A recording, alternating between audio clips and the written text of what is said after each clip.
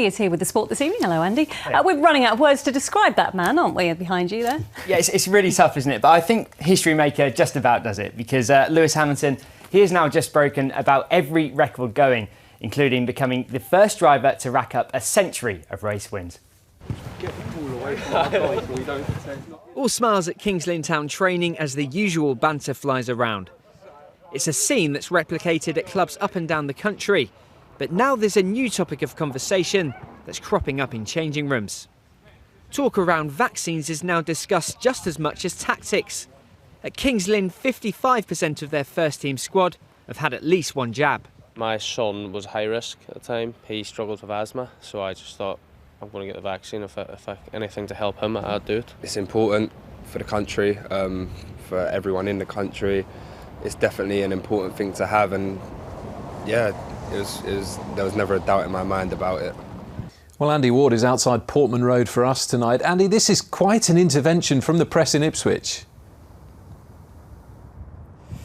Yes, it's not very often that you get a local newspaper calling for a manager to be sat, but that's exactly what's happened today. Now, this is the front page of today's East Anglian Daily Times, and as you can see, the message from them is clear. They believe now is the right time for Marcus Evans to make a change. Family time is something Ray Dawson will never take for granted again. He's now one of the most promising young jockeys in the country, but at one stage in his life, his addiction to drink and drugs almost cost him everything. When you're in them situations and the only way you know how to deal with life is by drinking and using drugs, that's what I did. So as life got harder, I used drinking drugs more. And Andy, is it too early to say that tomorrow is a relegation 6-pointer for Norwich City? I can't believe I just said that. Oh, not this again. But it definitely feels like it against another team who are yet to win this season. Burnley are the opponents tomorrow. Now, a quick glance at the Premier League table tells you why this is a big one. Burnley and Norwich occupying the bottom two positions. Turf Moor certainly hasn't been Norwich's favourite ground in the past. In fact, they've only won there once in their league history. And head coach Daniel Farker knows his team will need to stand up and be counted tomorrow. Andy Ward joins us from the newsroom now. Andy, what a difference a couple of days makes, eh? Yes, if you were watching Monday night's programme, we were telling you how the Super League was looking increasingly likely to happen. Well, those plans are now in tatters after all 6 English clubs pulled out. Now, the first of those clubs to leave was Chelsea. There were angry scenes outside Stamford Bridge last night before their game against Brighton, and that really illustrated just how strong the feeling was against this proposal. In fact, I've never seen an issue unite fans quite like this has. And speaking to football supporters in Norwich today, the majority told me they're relieved it won't be going ahead. Well, this is one of the games here, and it's called mini goals. And what I've got to do is hit the white goals when they light up. So here we go. So there's one.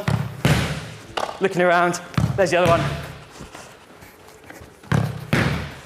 I tell you, it's not as easy as it looks. It shouldn't be, but this is still a rare sight. Hayden Mullins taking charge of training at Colchester United.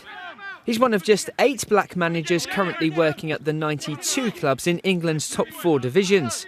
By his side this season will be former Kilmarnock boss Alex Dyer, making them one of the only black management teams in the entire country. Yeah, the stands here have been empty for so long, but tonight they're going to come back to life, and there might only be 2,000 fans in, but that's still going to feel like a big change for the players who've been so used to playing behind closed doors. Well, I'm delighted to be joined by the man who's made this all happen, the chief executive here, Ian Mather.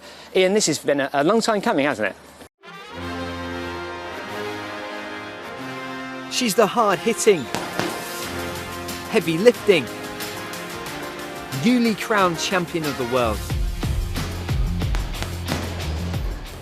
Chantelle Cameron recently became the first person from Northampton to win a world title, and a couple of months on, it's still sinking in. That noise you talked about there, do you think that's translated to the fans? Do you think that's translated to the players? Do you think there's almost an acceptance that Norwich don't belong at this level? I think, the last couple of home games have felt a bit like that, a bit flat, and 1,000 Brighton fans out singing us here. No, that's not right, and that performance deserved a bit more. And if the supporters are going to accept that, whatever, fine, no problem. But if everyone turns up with their glass half empty, we won't win. Boys don't really take it as seriously most of the time, so I just find it funner. And creating a fun and welcoming environment is exactly what these groups are trying to achieve. An environment that allows girls to flourish, both on and off the court. Andy Ward, ITV News, Cromer in Norfolk.